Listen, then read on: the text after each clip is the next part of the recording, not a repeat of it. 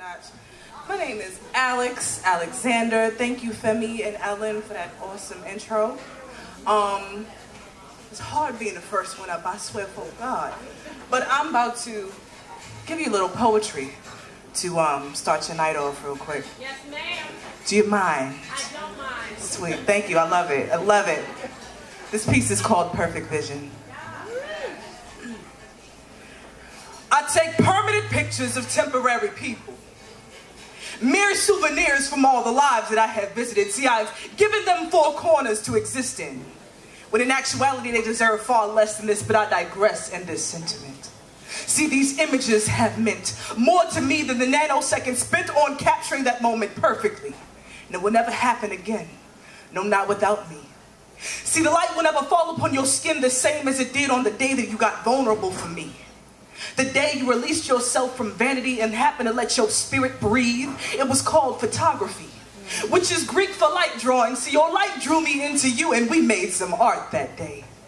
I got carried away in the instantaneous greatness of the whole ordeal. Sitting back, knowing that I had a portion of your spirit caught on a roll of film. See, I'm sitting on a gold mine of times past, and I'm just trying to make them last a little longer. Surpassing the sensationalism of the digital age. See, I sit back as it shakes you of your good taste, not knowing that some of the best photographs are the ones you cannot take. The ones too priceless to place upon that book of many faces. See, this ain't no hobby for me, because I happen to eat, sleep, and breathe my shutter speed. So get back to me when you've developed a photograph on the surface of a bed sheet, because that's where you and she used to sleep, baby. It's deep. See, I speak in terms of composition and capture. Light, contrast, and aperture, all caught up in the rapture of life, aimed at camera, click. Did you get it? And to think I almost missed it if my mother had to listen to them doctors saying I wouldn't be shit because her retina's a little tilted and albinism stole her vision, but Miss Dixon thought different. It's like she knew I might be gifted, so it's best that I don't disappoint my mother. And have her faith in me turned asunder, I couldn't live with that. So with my lens uncapped, I capture some of the most beautifully composed proof that life has happened right before these very eyes. See, I'm not surprised that God happened to give the best insight to the visually impaired, because I happen to see more in a second than y'all would likely see in a year, and that's with my eyes closed. See, I get a good sense of the environment with my nose, and I can identify the color by the sound that it shows, because I'm not my disposition. See, I couldn't miss perfect vision if we weren't kicking it in the first place. And it's true that when one sense falls short, the others make hay, so my perspectives never rest. They take power naps at best, because these hands were meant to caress any medium that crosses their path. I just chose this mode of photography because it's as portable as I am. See, friends, I am one of the hardest women working at a time where the hard is the hard to find, because that garbage keeps surfacing to the front line. And you'll never find sustenance while skimming away comfortably at your surface. So help me unearth this unearthly deity in me, and welcome you to some sort of artistic rapture, where we speak in terms of composition and capture. Light, contrast, and aperture, all caught up in the rapture of life aimed at camera, click. Did you get it? This is perfect vision from the mouth of the visually impaired. And I still see all of you. Thank you.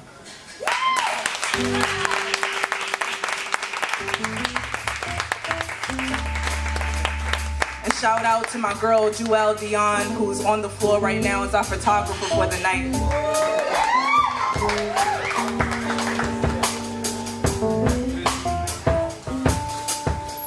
This next piece is called Body Braille. Body Braille.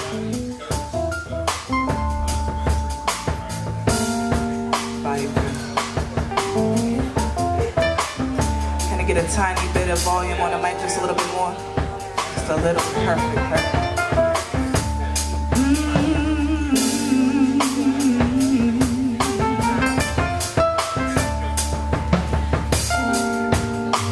I'm gonna ask everybody to keep their conversations to a minimum. There's certainly a show going on, though, I swear. It ain't for no reason that I asked you to keep your conversation to a minimum here.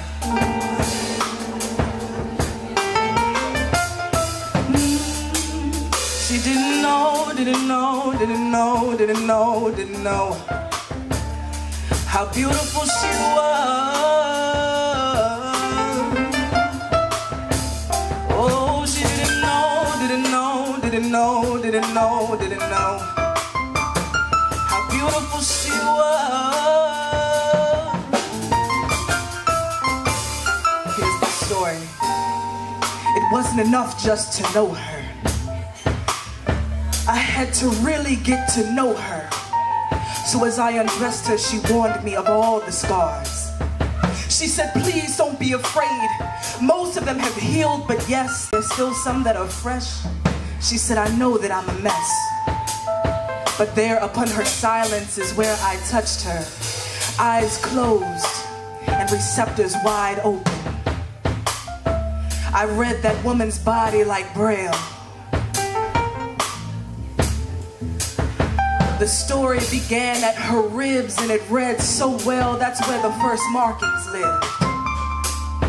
They were the oldest, rendered when she was the youngest, kind of naive, not even old enough to conceive just how bad life can get. And then my hands met her wrists. I read them both like separate pages to a memoir that had no end. It read the chronicles of a woman seeking redemption from her demons left unmentioned, but I bothered to listen to the scriptures that she etched into her skin. It was then she didn't know, didn't know, didn't know, didn't know, didn't know how beautiful she was. Oh, she didn't know, didn't know, didn't know, didn't know, didn't know how beautiful she was.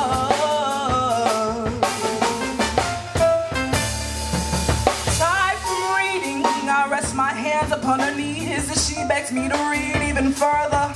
So with a hand upon each thigh, upon her pages one more time, she groans because it's sore, yet I am gentle. Alas, the newest chapter lies before me.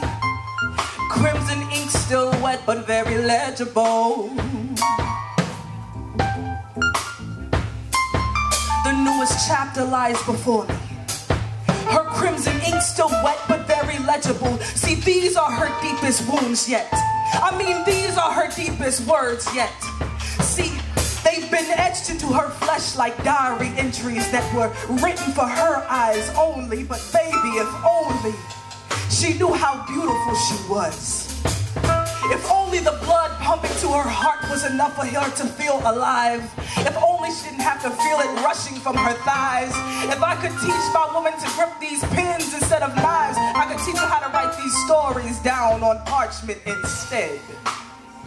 But instead, she's hell-bent on leaving these marks before others do. This act alone lets me know that her mind is skewed.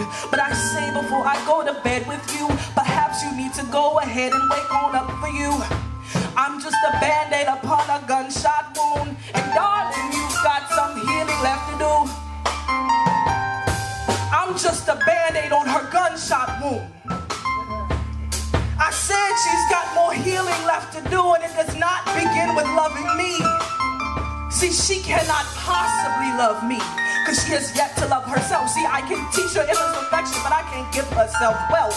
How can I convince her that the elixir doesn't lie within a straight razor, a dull knife? How can I say life is easy, but living it is hard? I said life is easy, but living it is hard. Life is easy, but living it is hard. I tried to tell her all that shit, but baby, it's not my job. It's not my job, but I find it quite odd that she still lies before me, awaiting my application. But I don't apply to what she's going through. Said I don't apply to what she's going through. Have you ever dodged a bullet? Have you ever dodged a bullet that wasn't even meant for you? Baby, I have. So I drew that bullet a bath, because it was all that I could offer her. I was hoping to wrench them demons right up off of her. Then we waited, and we waited. But of course her demons never dissipated. We could have waited in that water for a lifetime, but in dirt and grime she'd never find a God good enough to deliver her.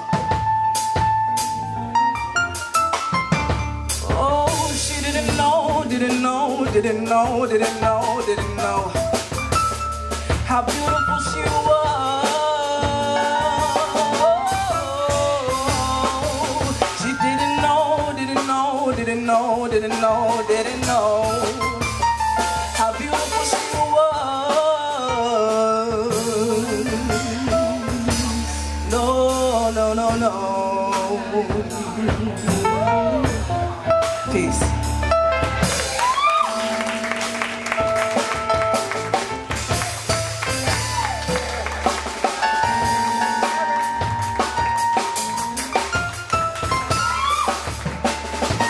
Come on, y'all. Give it up for Alex Alexander. Better clap them hands. Clap them hands, stomp them feet.